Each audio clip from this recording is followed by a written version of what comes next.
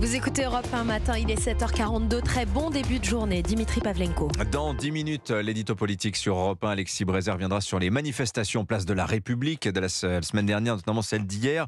On n'a pas entendu Allah Akbar comme jeudi dernier, est-ce rassurant? Alexis nous livrera son regard. Le Club Culture d'Europe 1 matin, au sommaire ce matin, la série de la semaine choisie par Héloïse Goua. Bonjour Héloïse. Bonjour Dimitri, oui je vous parle de la nouvelle création Canal d'argent et de sang de Xavier Giannoli, j'ai adoré. Voilà, j'allais te dire, elle adorait. Nicolas Caro, le livre du jour. Bonjour, un roman, Les désarrois d'un prof de philo à la retraite, et c'est très drôle. Allez, à tout de suite. Mais d'abord, l'édito international sur Europe 1. Bonjour Vincent Hervouette. Bonjour Dimitri, bonjour à tous. Vincent, la peur de la guerre s'étend au Proche-Orient. Les Américains sont très préoccupés. Ils ont évacué hier leur personnel non essentiel de leur ambassade et de leur consulat en Irak. Et ils mettent en garde tous ceux qui voudraient élargir le conflit.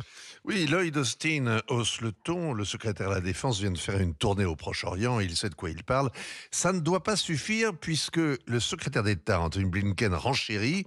Lui vit pratiquement dans son avion depuis le début de la crise. Alors pour être sûr qu'on les écoute, les deux Américains tiennent un gros bâton à la main et même deux gourdins. Les deux porte-avions envoyés au large d'Israël, 207 000 tonnes de diplomatie comme on dit, avec sur le pont autant d'avions que toute l'armée de l'air française et dans les soutes, de quoi vitrifier n'importe quel récalcitrant. Cette gesticulation ne doit pas suffire puisque le Pentagone claironne le renforcement de ses moyens. Il a d'abord mis en alerte 2000 marines, il a placé ce week-end des forces militaires supplémentaires en état de prédéploiement. Nul ne sait ce que ça change puisqu'il y a déjà 60 000 soldats dans les bases américaines à Bahreïn, Oman, aux Émirats, en Arabie, en Irak, en Jordanie, en Syrie, en Turquie, à Djibouti, sans oublier le QG au Qatar. Lloyd Austin est partout chez lui au Moyen-Orient quand il fait la tournée des popotes. Ce week-end, le Pentagone a encore annoncé le déploiement supplémentaire d'un système de défense antimissile à haute altitude, de quoi abattre les missiles balistiques, ainsi que des batteries solaires patriotes, on n'est jamais trop prudent. Et tout ça ressemble à une magnifique ligne Maginot. La gesticulation américaine ne suffit pas à calmer le jeu. Il y a pourtant de quoi faire réfléchir ceux qui voudraient entrer dans la bataille, Vincent, entre Israël et le Hamas. La formidable armada n'intimide pas l'Iran. Le ministre iranien des Affaires étrangères se sent intouchable. Le nucléaire le rend arrogant. Il somme les Américains, le régime israélien fantoche, de mettre un terme immédiatement au génocide à Gaza. La région, dit-il, est comme une poudrière. Tout est possible à tout moment. Pour joindre le geste à la parole, l'Iran active ses supplétifs.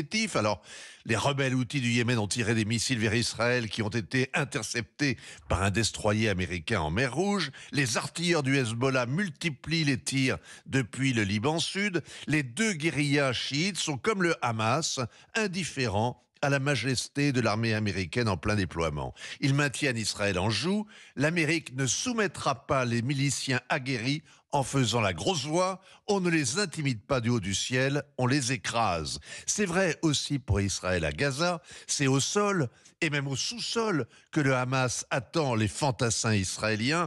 Et pas question de noyer les souterrains, car il y a des otages. Les Israéliens se préparent donc au corps à corps. Les Américains ne sont pas prêts à prendre le même risque avec les mollahs iraniens. Alors Joe Biden a mis en garde l'Iran, Vincent, mais sans jamais le nommer. Oui, le raid diplomatique de Joe Biden la semaine dernière a tourné au fiasco. Les dirigeants palestiniens, jordaniens, égyptiens ont boycotté le sommet auquel ils les avaient convoqués. Le bombardement de l'hôpital de Gaza leur a donné un prétexte. Seule la libération de deux otages américains a permis au président américain de sauver la face. Dans quelles conditions ces libérations sont-elles intervenues? Avec quelle contrepartie? Mystère et boule de gomme arabique. Le Qatar a servi de médiateur. Il est bien placé, c'est lui qui paye les geôliers, puisqu'il règle les salaires des fonctionnaires de Gaza administrés par le Hamas.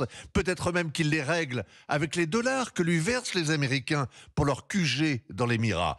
Peut-être que Lloyd Austin devrait envisager la grève des loyers pour être enfin pris davantage au sérieux. L'imagination au pouvoir. Merci beaucoup de votre regard. Vincent Hervouette, l'édito international sur Europe 1, 7h46.